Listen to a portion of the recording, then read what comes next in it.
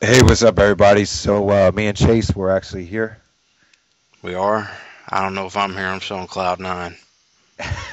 And before we get into the NBA playoffs, we'll talk about some of the injuries that happened and some of the most memorable games, and we'll preview the conference finals. But before we get to that, we kind of had a miracle take place with the NBA draft lottery. I had a miracle. Yeah, yeah. You I mean, don't if care. you're a Hornets fan, and if you've seen the videos, Chase has been kind of, fantasizing about this all season long. And, let's not waste any time. Chase, why don't you just get everything off your chest right now? The unibrow is coming to New Orleans. I cannot believe this. I we the two. It's been literally 2 weeks leading up to this thing. I've just resigned myself. 5-10, 5-10, hoping and wishing that Thomas Robinson will fall to five, and that'll be all right. I oh man, I'm getting the I'm smiling like a jackass right now, but you can't see it. Uh, oh God, you're going to talk. I'll just fill in. I can't say All shit. right. So, I mean, if anyone doesn't know, I mean, if you've seen Kentucky play this year, they won the national championship. And, I mean, it was really because of Anthony Davis. I mean, you never really seen a guy this size that could handle the ball and can move. I mean, the guy's like a better shooting guard version of a Marcus Camby. I mean, he's just that good. And I mean, I'm kind of skeptical. I mean, I wish the guy well. I hope he doesn't have the injury problems that Greg Oden had. And you just kind of hope that he's not the kind of bust that Olowokandi is, but that's definitely not going to happen. I mean, the guy's proved that he's a winner. So this is kind of like the Patrick Ewing thing from 1985, where it's going to legitimately change the franchise around single-handedly. And on top of that, you got a great coach, Monty Williams. Probably Monty Williams actually.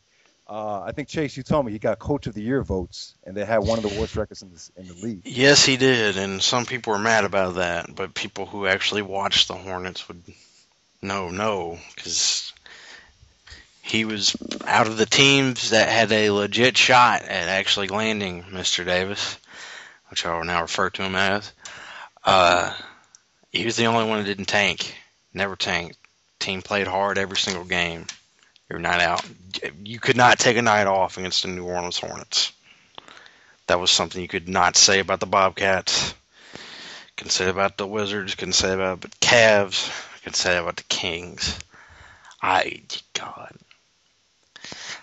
Like, given Monty Williams, who is already a heavily defensive-minded coach, and the Hornets were a top 10 defensive team last year, even though they had an awful record, and you're giving him, like, God, I, I don't want to put too high of a, like, you don't know how this guy's going to be until you actually see him in a game. But if I'm going to just kind of quote Monty, he thinks he's the best defensive prospect since Elijah Wan. Uh, I I wasn't. I was 4 years old So when. that's just defensively, right? That's just defensively. That's not Okay. even going to talk about what he does offensively, which we really have no idea because what he did at Kentucky was more of a cleanup guy role. He could have went to any other college and scored 20 to 25 points a game and been the guy, but he said, "Look, I'm going to sacrifice my offense and just make sure that the paint is locked down." And he did that. And while doing that, he's able to score 14 and a half points a game when he took the fifth most shots on the team, Wow, wow. which is insane. And you're thinking he's probably going to be the number two option next year with Eric Gordon being number one. And Eric Gordon actually led the league in pick and roll production last season, only playing 9 games. And you're going to give him. Oh, God. Yeah. All right, and for some of the guys out there, I mean, the great thing about this is he's not going to some crappy team like the Bobcats who doesn't know who the coach is and has like a piss poor roster. I mean, he's going to the Hornets are going to become a contender next year easily. I don't know I mean, they're about going to next be. year, man. I mean, let's all right, maybe not a contender, but they're definitely going to be in the playoffs. I hope And, not. I probably shouldn't get draft greedy since oh, you don't. since I just won the fucking lottery. I don't know what's going to happen. Well, we don't know yet, but assuming that Eric Gordon is back, and assuming they have Jared Jack and Velasquez, all the core pieces come back. Well, I mean, Chris Kaman, I can tell you, is 1,000% gone now because he's inefficient as hell. He was terrible. He was awful. Carl Landry, he's probably gone now. If we had drafted somebody else, like a Thomas Robinson, like a Jared Sullinger, I would say Carl Landry's more likely to stay. But now we have. Well, that's the other thing. Let's remind everyone that they have the 10th pick in the draft from the Timberwolves. No idea who's going to be there. We can probably talk a little bit about that more in detail. When I guess we could probably combine post finals and pre-draft into one thing since they're right next to each other. I'll know about more who's available there. But again, this draft is insanely deep. And there are guys who are supposed to go top 5 that look like they're going to go fall now. Like Harrison Barnes? Harrison Barnes, he might fall. I don't know if the Pistons would pass on him at 9. Unless they really want John Henson. Again, I have no idea what's going to happen, but I'm not going to doubt that for the next 10 years, the Western Conference is going to be Hornets versus Thunder most years once the Spurs decline. All right, and I guess we didn't talk about it yet, but talk about Eric Gordon's contract situation. How confident are you that he'll be back? And if he is back, I mean, it's a win-win situation with him and Anthony Davis. I mean, I'm saying just based on those two guys alone, they should at least get the 7th or 8th seed. I think it'd be better than that if they make the playoffs. I'm not gonna. I was thinking more like 4 or 5. I'm not gonna be too ridiculous. I don't want to be tried to be too boisterous, but he could either take the tender, which is about $5.25 million, and that's a 1-year contract, and then he's an unrestricted free agent next offseason. Or he can go out and sign an offer sheet with somebody. And right now, the only team that I know that's willing to offer him is the Cavs. But that's totally dependent on whether or not they draft Brad Beal or Michael Kidd-Gilchrist. If they draft, so he'd be a shooting guard with Cleveland. Yeah. But he's a point guard though, right? Technically, he could go both ways like Wade. And he starts at the 2, but he's such a good ball handler and passer. He's essentially the 1 anyway. Like James Harden. Yeah. Oh, okay. Except a lot better defender and a lot better shooter and a lot better scorer. If they draft Bradley Beal or Michael Kidd-Gilchrist, they probably won't offer him. And Larry Bird just make this statement this week that we're not going to offer we're not going to sign any restricted free agents to offer sheets because he was getting pelted with, God damn it, get Eric Gordon. Right, because Indiana wanted Gordon, right? At one point. At one point, they did. But because of, you said somebody was really high on Paul George. Larry Bird is really high on Paul George. So, okay. All right. But it's looking like they're not going to offer him. But I don't know if he's going to sign the tender or they're just going to work out a long-term deal. I don't know if you knew this or not, but Tom Benton's not having a good track record of working out long-term deals right now. I don't want to get into the fucking Breeze situation right now, but he's got a lot on his plate right now. Again, I don't know what's going to happen with that, but I'm fairly certain. We won't get into the whole situation. I can essentially tell you that when Eric Gordon turned down an extension, he was essentially sacrificing $50 million in the hopes to gain 8 more, which is kind of ridiculous in the grand scheme of things when you think about it. But if you think you're worth a max contract and you need to get paid max contract money, all right. I don't know if Anthony Davis changes that thought process. He's given an interview Thursday where he said it didn't. But then he talked about how great it would be to play with him in the same breath. But yeah, I have no idea. So how confident are you that he'll be back next season? Highly. especially now. It was kind of up in the air a week ago, but Yeah, because yeah, you didn't know yeah, you didn't know. who was Yeah, going to be a draft. Like Thomas, it was going to be a power forward with the first pick. You didn't know if it was going to be Thomas Robinson, Jared Solinger, or if shit really bad Andre Drummond. you're not that high on the guy from Connecticut, right? No. Okay. Even though once I'm done gloating about my team situation, I'm going to say the Bobcats should draft him. Yeah, yeah. After the draft, I guess we could talk about some of that stuff. But I mean, this is not just it with Gordon possibly coming back, and then you got Anthony Davis. We don't know where guys like Carl Land. I mean, Carl Landry's not going to be back, but no, guys throughout the roster, we don't know if they're going to be back or not. Once we get in the playoffs, I'll tell you where Carl Landry should go. But yeah. But talk about how much money they have to spend to possibly get somebody else. They can. How does that affect the Gordon situation? They can either max two guys, and a lot of Hornets fans are going nuts. It's like, get Darren Williams and Gordon, goddammit. And I don't think Darren Williams is going to go with it. He seems to be like, I want to play with Dwight in Brooklyn, and that's because he's really cooled off on the Mavs. He seems like he's willing to wait on the Dwight thing to play out, which hopefully is this summer, because I don't know how much longer the Magic can fuck up their franchise. But they got enough cap room to max Gordon and then get either max out another guy or get two guys at around $7 to $8 million. I'm thinking Steve Nash and maybe another guys come up to mind, but you don't have anyone in mind right now. I don't have anybody in mind because I don't know who's going to re-sign with their team and not be a free agent. I wish the NBA was more like the NFL and I could talk about this more, but I can't because I don't know who's going to be there at all. All right, let's touch on Darren. So Darren Williams probably doesn't want to go to Dallas because of how they got eliminated. No, Dwight does not want to go to the Lakers. Am I right about that? That is why he opted in, was to kill a Lakers trade. That is specifically why they were going to trade him for Bynum, and he doesn't want to be there. Period. So now it's looking like Dwight and Darren Williams. They just want to play in Brooklyn. Yes. All right. So how is Brooklyn going to get or Jersey, Brooklyn, whatever? How are they going to get Dwight over there? Since they traded all their tradable assets to Portland for a rental of Gerald Wallace? I have no idea. I can tell you that Dwight was pissed when it happened. I don't know what the hell they were thinking. Like, what does Portland have now?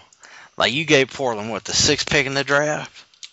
Yeah. Just for a rental? Whoever gets drafted to that is way better than Gerald Wallace, one. Who's supposed to go? Jared, yeah, I don't know what the hell they were thinking. I got it. Can you think of a dumber trade? What, recently? Yeah. No. Than that one. Like, in history. Other than the...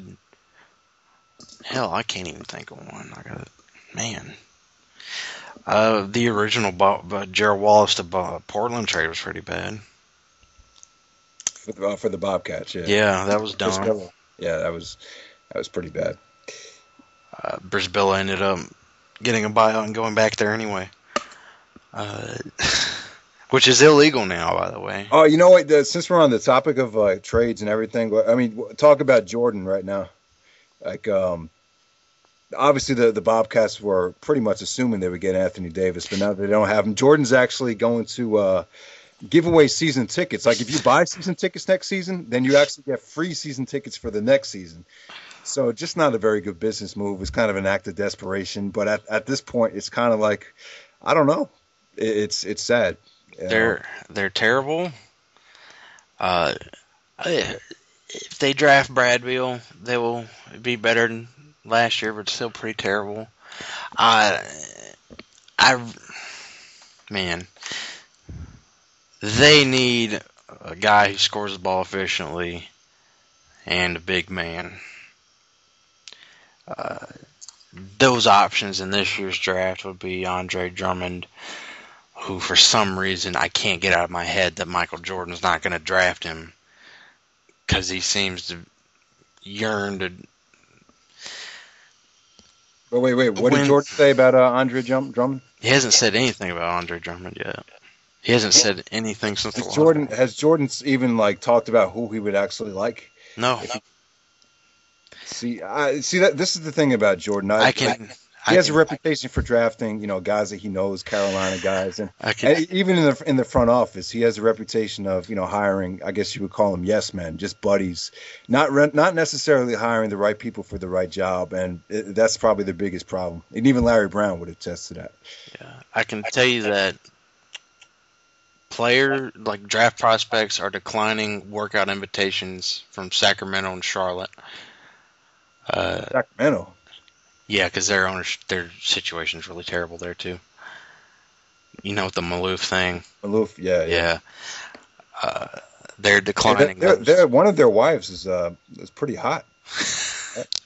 They're still in such a poor place financially that they can't come up with $6 million. Which is kind of funny when the Warriors owners are putting up $500 million to build a new stadium in San Francisco all by themselves. It's crazy. When the city of Sacramento is going to put up 250, the NBA is going to put up 67.5, and they needed the Maloofs to make that 67.5 to stretch to 75, and they couldn't do it. All right, so Charlotte and Sacramento, those are draft. They are not going to. I don't know. I can tell you right now, a lot of people are declining them for workouts, and that there's no reason. I could tell you that those two places are considered hell this year among the draft prospects. All right, is there anything else we should cover as far as Anthony Davis? We'll talk more pre-draft thing about him. You all have heard me gush repeatedly about that guy. Now it's a reality. I will probably go to at least 10 games where I went to 0 this year. But I watched them all. How far away do you live from New Orleans? My dad lives there, but it's a 6-hour drive. Oh, okay. Oh, cool. All right. But all right. So as far as the NBA playoffs go, the first day of the playoffs was terrible. We had Iman Shumpert tore his ACL, Derrick Rose tore his ACL. Chris Paul had the hip flexor. That wasn't the first day, but that was eventually later on that week. We could go on and on. Probably leaving a lot of stuff out. Talk about how disappointing it was for Rose to go down like that after he played so well in that game. I feel kind of bad, but I called it. Yeah, you did, yeah. Like all the quotes he had where he was vocally disobeying the team doctor's orders. Every single time he came back from injury way too soon and he hurt himself in a different area. It just seemed like it was bound to happen. I didn't think it would be that bad. Where it's crazy because he just had just little nagging injuries that would keep him out from 5 to 10 games, but nothing serious. But you think all these little injuries it makes you more vulnerable for a major life-threatening injury like the ACL tear? Yeah, it's gonna be number one. He's not gonna be back till January or February. Number two, once you're back, it takes a full year to get back to where you were. Exactly. So this is terrible. His situation is not much better than Baron Davis, who also tore his ACL and MCL and dislocated his kneecap. Oh, he's probably retiring. Yeah. Why? Yeah. Oh man, I forgot that happened. As far as but Shumpert, that was the freak one. That was just a freak. And I don't know. Do you blame this on the playoffs just starting way too soon? I don't know, because when you look in the grand scheme of things, it's essentially if this season had been stretched out to 82 games, it's about the same amount of injuries there would have been. It's not all the way there yet, but it was on pace to hit those averages. The NBA averages about 5 major ACL injuries in a regular season. This year they only had 1, but they've had 3 in the playoffs. Of course, the one was Ricky Rubio. Blamed it on Kobe. Yeah, I mean, personally for me, it really kind of took the life out of me when Rose went down because I was really looking forward to Chicago and Miami in the conference finals. But Philadelphia got kind of a few there. That was crazy, and then Boston got lucky and they ended up playing Philly, so they advanced. Um, I mean, what else to really talk about in the playoffs so far that stood out? The Clippers. I mean, I'll give the Clippers credit. At least they got through Memphis. We didn't expect that to happen, but they got great contributions from Kenya Martin and Reggie Evans, and Chris Paul played awesome before he got hurt. I thought. San Antonio has been on fire. Obviously, they won like 21 games in a row. I mean, further proof that Popovich has been such an amazing coach. I think you really got to credit to because he already won the championship in the lockout season, so that just gives him a total advantage about how to plan ahead for this season, and it definitely helped out. Whatever, just crazy, man. He's just been unbelievable. So yeah, I mean, you have anything else to talk about as far as what happened? I think the Jazz made a mistake by trying to get in.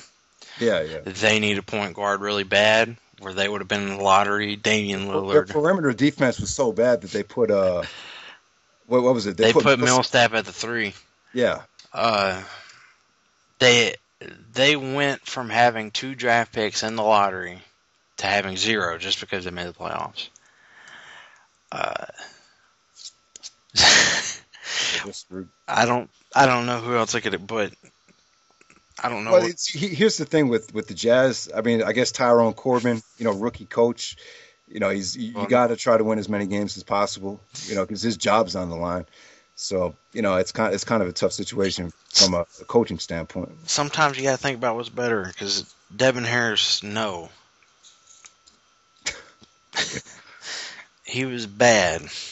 Yeah, Devin Harris has fell off. I remember a lot of people were that Dallas made the wrong move in trading Harris for Jason Kidd back in 2008, but I think that played out very well for Dallas. Well, at the time, no, but he hasn't been able to hold up to that clip of what he was playing at. Right. Man. All right, so you know what? Let's just get into the teeth of the conference finals before we go. We have Miami and Boston. Miami's without Bosh. Bosh actually he didn't tear his abdominal. He just strained his. It's a strained abdominal. Strained abdominal. Now, do you think he could probably go right now if he wanted to? But do you think he's playing it safe for the finals? That's what you think about that? There's reports he'll be coming back Game 5. Awesome. Okay, that's great. He's already practicing with the team again. Again, I gotta applaud the Miami doctors over the Chicago ones because we didn't even touch on the Joakim Noah fractured ankle, which I don't know if that's what his first injury was, but I don't know if he sprained it or fractured it really bad at first. But number one, they left him and tried to play, and was terrible, and then they pulled him out, and he was in the locker room for about half a quarter, and then they pushed him back out there, and the second or third possession down, he got a rebound, and then he landed and twisted it again, and he ended up with a fractured ankle, and wasn't able to play the rest of the series. And you really have to question the decision making if you're just going to let a player, like sometimes you have to tell him no. Well, I think the mindset was without Noah, they just didn't have a chance. And yeah, I don't know. You take away Rose. I mean, Rose and Noah are the 2 most important players on the team. They just, they still. And the funny thing is, they still should have. But as far as the Celtics' chances go, obviously they lost the first 2 games, but you see how Rondo's emerging right now. And you see Ray Allen's getting healthier he's got the 2 bone spurs in his ankles. But if Ray Allen can get healthy and Rondo can maintain his greatness, he's playing better than anybody has this playoffs right now with how he's playing. And can they take this series? If Bosh doesn't come back, I think they have a legit chance. The thing that's worrying me is that they haven't, like, Kevin Garnett has a wide open door right now, and they haven't really been going to it. No. Which is kind of weird. Ray Allen's not going to get healthier because he needs surgery. He's just starting to learn how to deal with it. If you're paying attention, his shot doesn't look like the Ray Allen shot at all. Yeah, he missed. I think he was shooting 60% from the free throw line because his footwork is just so different now. His shot has a much lower arc. It's more like a shot put instead of an actual basketball shot right now. He's probably hoping that they lose so he can get that. I don't know what he's thinking, but he's probably in a lot of pain right now. Doc Rivers has a herniated disc. Yeah. I mean, see, to me, Boston so far, I mean, Rondo's been great, but they're not getting the same contributions that they got out of Brandon Bass that they got from the Philly series. I think that's probably the main difference. But if they could get all those guys to just contribute, like Pierce, Bass, and, just have Ray Allen just make a couple of shots, I think it changes everything. And Garnett's been playing like a beast this whole playoff so far. Oh, what'd you say? I had to open a garage door. Oh, I'm sorry.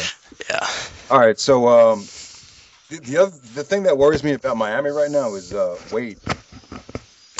He's probably gonna get his knee drained again and be Superman again. I don't know what's wrong with him where he's needing his knee drained. Tell me about this whole thing about getting your knee drained. It's for the short term it helps, but long term it's not really it's not something you should really do. No, but it's the playoffs, and of course they're going to do it. All right. We don't know what his injury is. We just know he has one. I mean, yeah, Miami played. They didn't play that good in game 2. Like they missed free throws and they still were able to win. So they'll probably end up winning this series. But I know LeBron took a lot of criticism in game 2. But I mean, do you really think? I mean, what do you think of his mentality in that game? Like, even though he's getting criticized and everything, it just seemed to me like he really didn't go hard at the end of that game. They won. I don't know what else to say. They won, but yeah. Wait, that was on Wednesday, right? Yeah, that was on Wednesday. Yeah, I mean, ever since you know what happened, I've not been able to pay attention to these games as much as I have. Except I can tell you that this whole refs thing is ridiculous. Game 1 with the technicals thing, Miami missed every single free throw. Miami, until game 3 where they denied them, was much more aggressive in going to the rim than Boston was. Whereas you had multiple people going at the rim, whereas Boston, it was just Rondo. Like, not even Pierce. Yeah, I mean, they didn't get anything out of Pierce in the first 2 games, but I'd say that was the biggest difference between those games and Game 3. Yeah. You got Pierce. I think Pierce is the leading scorer. But the thing about the Celtics was they just came off of that 7-game series, so obviously I think that was going to hurt them at first. But I don't know. They look good in Game 3. I think if they could just maintain the home court advantage, it could definitely swing in their favor. So we'll see what happens. It's not going to be the blowout series that I thought it would be. But all right, Oklahoma City and San Antonio. What's your prediction for the rest of the series? This looks like it's going 7 games.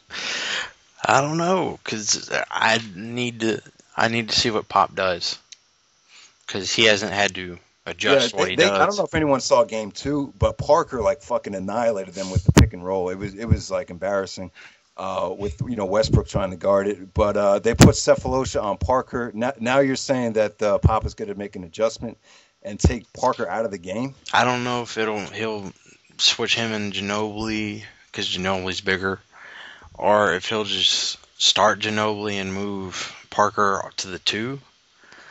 That could be. Again, I'm not Popovich, but he's going to have something. He's not just going to leave things alone.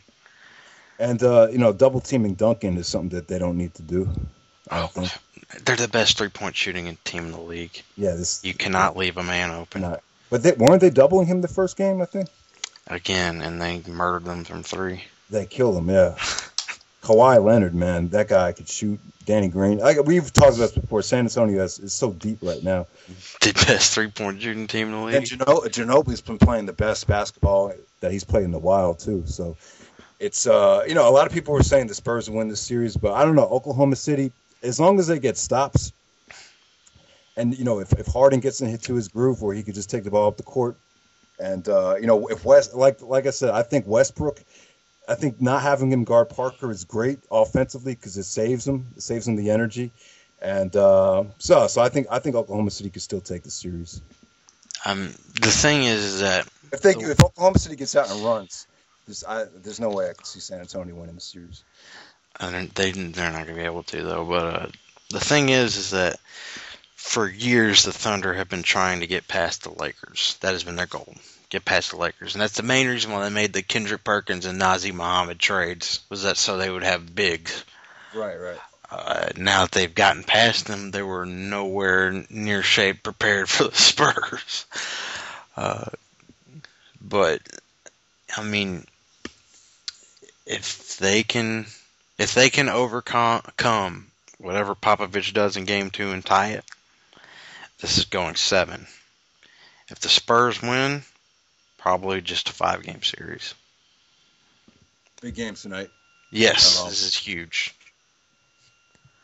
Other thing I want to touch on is, we touched on that Kendrick Perkins got murdered in the TNT post-game show. They said that Barkley was even saying that they shouldn't even play him because he couldn't do anything on the pick and roll to help Westbrook out. And now you even said that Scotty Brooks and Greg Popovich is a total mismatch with the coaching. Yeah, because Popovich has everything to a T, happens the way he wants, and if it doesn't, the guy gets pulled. Whereas Brooks is vocal, like on offense he lets the guys play, but on defense he tells them what to do. Which, no. I don't like doing that at all. But whatever. It's a complete mismatch. Like, I would never, like, you would never, like, Scott Brooks has elite talent, but I would not call him an elite coach. No. Whereas you could say that about Doc. I mean, you could throw a shitload of coaches up in that position, and it'd still be a coaching mismatch. I mean, the only ones where it wouldn't be would be maybe George Karl, maybe a couple other guys. Probably people that were direct. I guess you could say that were mentored by him. I gotta think. Next, Vinny Del Negro faced him. He was terrible because Vinny Del Negro was terrible. It really does feel like the Spurs year. I mean, it's so fitting that it's a lot. The Popovich won the championship in 1999 during the lockout season, and now here we go again. It feels like the same thing all over again. So I mean, he's got that advantage over everybody as far as the preparation goes. So in reality, the only team that has a shot is the Heat, because when LeBron and Wade have been doing that pick and roll between them, it's damn unstoppable. And ever since Bosh went down, Wade and LeBron have been just moving a lot better without the ball. We didn't really talk about this, but the Pacers and the Heat were without Bosh. That was probably the worst matchup for them. And they ended up, and it looked really bad there for a second. Like they were down 2-1, and they were having an argument. And Wade was arguing with Spoelstra. Yep. And then all of a sudden they worked it out and beat the shit out of the Pacers for 3 games. Well, this is what they were saying, that the worst thing that could have happened to Indiana was just to wait around for 3 games for Game 4.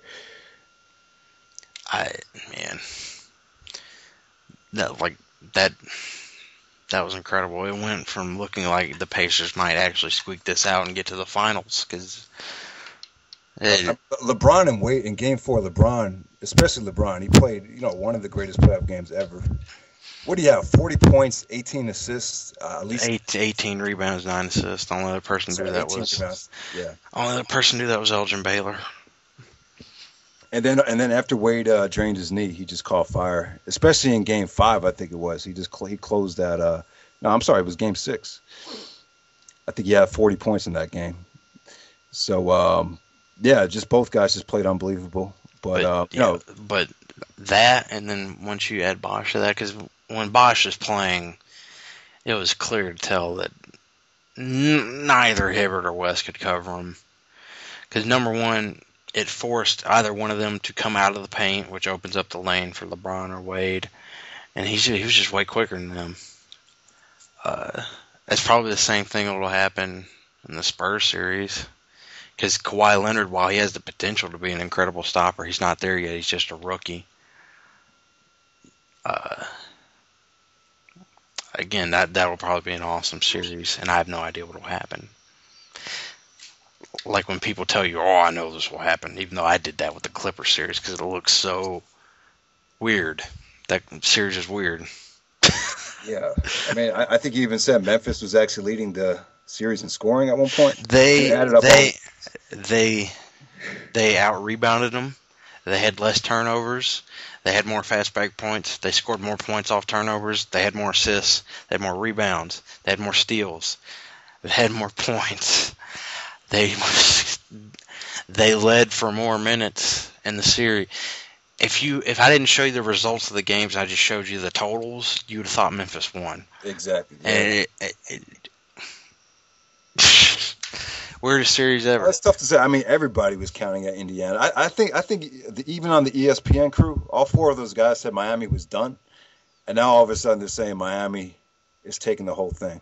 So it's weird. Everyone keeps changing. I don't watch the ESPN guys because I think they're the Fox News. Well, when you're watching the game, you have no choice to watch them. Right? I just hit mute and go off. Yeah, talk about John Barry for a second. Oh God, I don't care that he said the Hornets were going to win the lottery. That guy sat in the corner and shot a basketball, and he never learned anything else. I can't believe they pay him to say things. Well, he's kind of controversial. He's very opinionated, and he's not afraid to rip into LeBron. So that's probably why they have him on the show.